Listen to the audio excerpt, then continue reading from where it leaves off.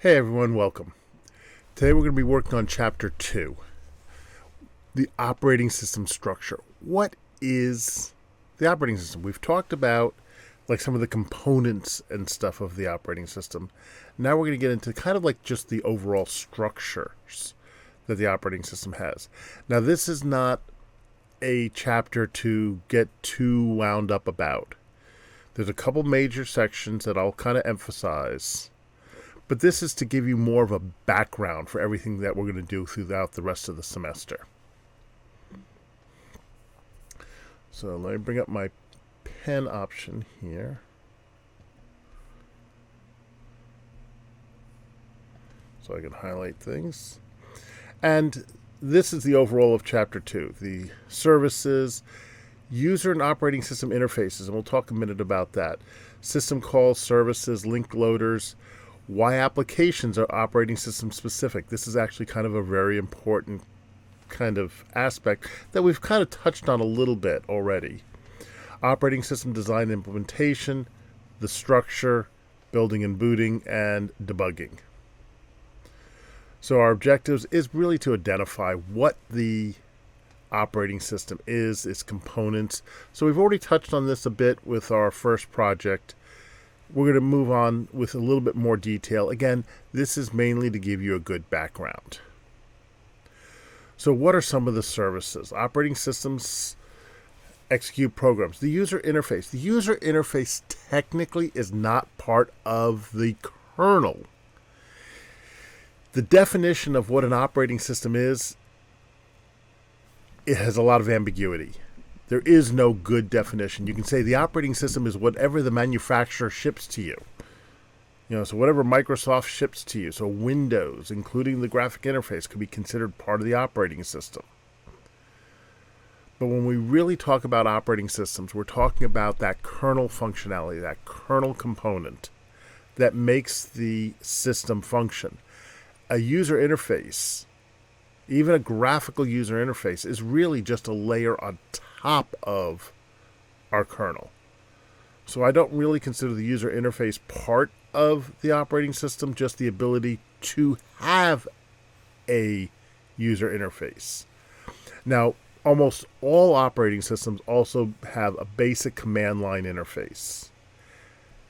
And we'll be using a lot of the command line interface for this class. It has to do program execution, and it has to do I/O operations. Those are the core functionalities, right? It has to deal with input and output, and it has to be able to say what program runs and what to do if something goes wrong. It has to do file system manipulation. So there has to be some kind of storage system. There has to be some kind of way to get initial programs and data and then process them. There needs to be a way for it to communicate. It has to have some kind of mechanism for communications, either shared memory, message passing, and it has to have some good error detection. Resource allocation. Do we allocate memory? How much CPU time do we allocate? Where do we allocate files from?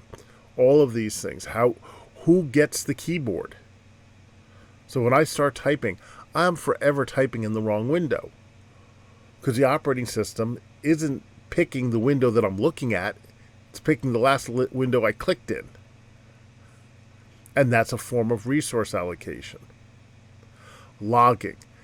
Logging is not a requirement per se. I mean, in theory, an operating system can run just fine without any logging at all. It really needs logging.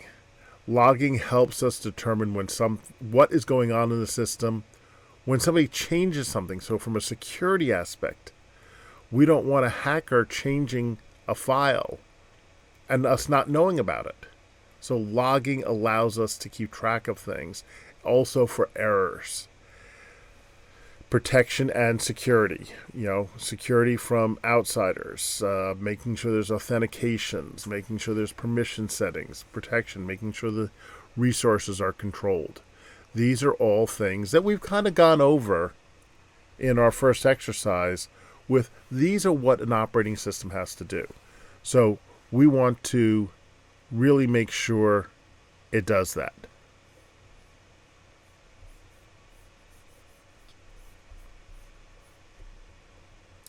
So this is kind of a view of the operating system and gives us kind of this idea here that the user interface here is really almost at the same level as the user programs. It's really below everything that we're dealing with is really below this line. We're dealing with the system calls and everything below it. This is the operating system in reality, this portion here. This is tacked on to allow users to interact with the system. Okay, so that's our overview. Next up is we'll talk about the user interface and a little bit more. So I'll see you in just a minute.